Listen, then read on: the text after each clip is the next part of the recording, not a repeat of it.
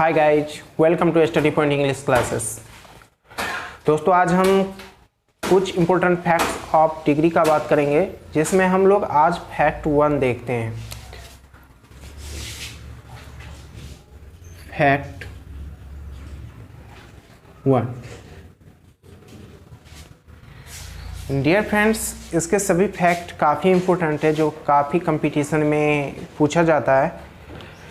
Fact लेकिन 10th और 12th में बहुत कम पूछा जाता है फैक्ट से क्वेश्चन, बट कहीं पूछते। इसके लिए आप लोग को ये वीडियो शुरू से अंत तक देखना चाहिए, और एक बार देख लीजिएगा तो दोबारा फिर भूलने का कोई चांस ही नहीं है।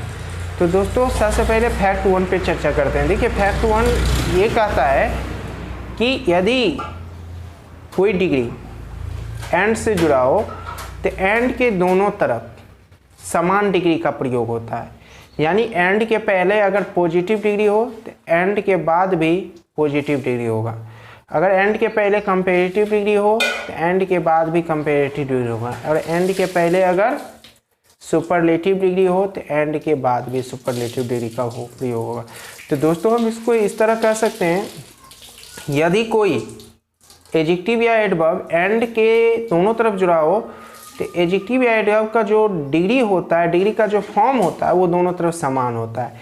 इसको हम फैक्ट 1 को ट्रिक के माध्यम से इस तरह समझ सकते हैं, यदि एंड के इस तरफ पीडी होगा, एंड के इस तरफ पीडी होगा तो एंड के बाद भी पीडी का प्रयोग होगा। यदि एंड के पहले सीडी का प्रयोग होगा तो एंड के बाद भी सीडी का ही प्रयोग होगा। यदि एंड के पहले एसडी का प्रयोग होगा तो एंड के बाद भी एसडी का प्रयोग होगा।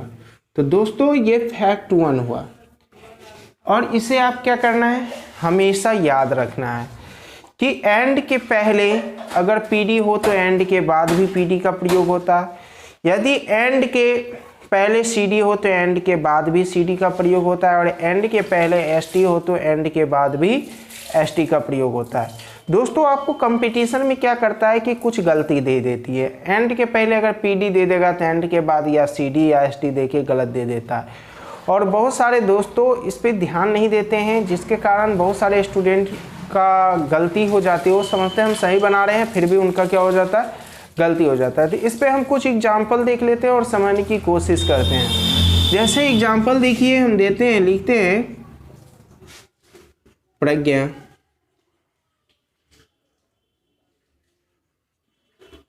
is good and intelligent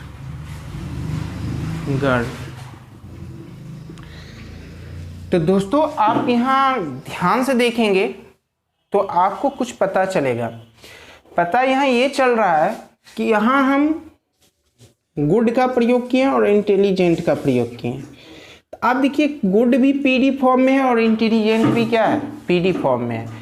अगर हम यहाँ एक तरफ गुड और एक तरफ मोर इंटेलिजेंट कर देंगे तो सेंटेंस क्या हो जाएगा, गलत हो जाएगा। दूसरा सेंटेंस देखिए, यानी एंड के दोनों तरफ का जो फॉर्म, जो एडजेक्टिव या एडवर्ब को होगा, वो समान होना चाहिए। ठीक है, दूसरा एग्जाम्पल पर आते हैं, देते हैं, Rohini is better and more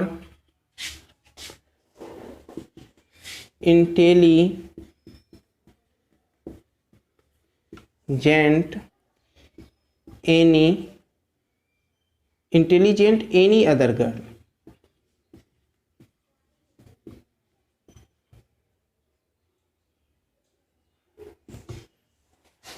यहां गौर से देखिए, मैंने क्या लिखा, Rohini is better and more intelligent any other girl. तो दोस्तों, आप यहां देख सकते हो कि मैंने यहां क्या प्रयोग किया, बेटर सीडी में है और मोर इंटेलिजेंट क्या है, सीडी में। यानी एंड के दोनों तरफ जो मैंने सेंटेंस का यूज किया है, दोनों सेंटेंस कंपेरेटिव डिग्री में है, दोनों एडजेक्टिव, इसलिए ये सेंटेंस पूर्ण रूप से क्या है, सही है। यानी ये आपका क्या है, सही है। नेक्स्ट अगर हम लिखते हैं Ram was most intelligent and most laborious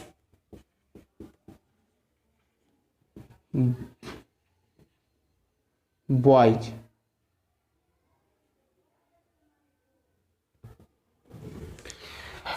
boy.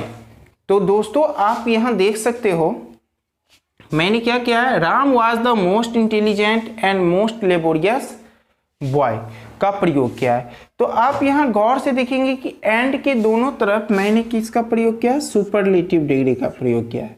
यानी ये सेंटेंस क्या है, सही है। अगर दोस्तों अगर हम ऐसे प्रयोग नहीं करेंगे, अगर ऐसा यूज नहीं करेंगे तो ये सेंटेंस क्या हो जाएगा, गलत हो जाएगा। ओके, ये फैक्ट 1 है और फैक्ट 1 को आप बेहतर ढंग से समझ गए होंगे। फिर भी अगर कोई कन्फ्यूजन होगा तो आप मेरे कमेंट बॉक्स में लिखिए और मैं उसका आंसर दूंगा। अब चलिए हम फैक्ट 2 पर चर्चा करते हैं। देखिए फैक्ट 2,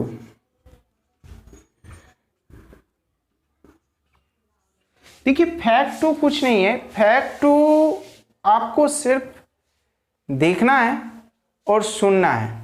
यदि कोई सेंटेंस में एडजेक्टिव या एडवर्ब एंड से जुड़ा हो तो एंड के पहले हमेशा एक सिलेबल वाले एडजेक्टिव या एडवर्ब का प्रयोग करते हैं और एंड के बाद 2 या 2 से अधिक सिलेबल वाले एडजेक्टिव या एडवर्ब का प्रयोग करते हैं। तो दोस्तों इस पे मैं कुछ एग्जांपल देता हूं और आप उसे समझने की क्या करिए, कोशिश करिए। जैसे देखिए हम एग्जांपल देते हैं, he is more intelligent and smaller any other boy। Dear friends, look at the board and watch this sentence। तो यहां आप देखेंगे कि यह सेंटेंस सही है या गलत है।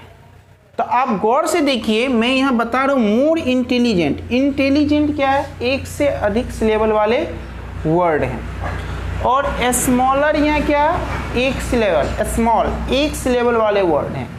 लेकिन मैंने यहाँ क्या किया, एंड के बाद एक सिलेबल वाले वर्ड का यूज कर दिया और एंड के पहले एक से अधिक सिलेबल वाले वर्ड का प्रयोग कर दिया। तो इसका मतलब क्या है कि ये सेंटेंस आपका गलत है। ये सेंटेंस आपका क्या है, पूर्ण रूप से गलत है।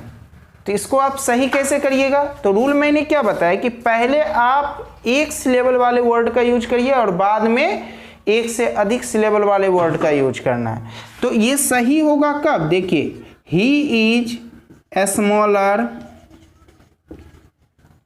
And more intelligent any other boy. अब देखिए दोस्तों पूर्ण रूप से क्या हो गया, सही हो गया। ओके, मैं आशा करता हूं कि आज की वीडियो आप लोग को अच्छा लगा होगा और आज का क्लास पूर्ण रूप से समझ में आया होगा। यदि आप लोग को समझ में आ गया तो बेफिक्र होकर लाइक का बटन दबाइए और मेरे चैनल को जो अभी तक सब्सक्राइब नहीं किया सब्सक्राइब कर लीजिए और अंत में यही कहूँगा कि अपने दोस्तों के बीच शेयर कर दीजिए। Thank you, see you tomorrow.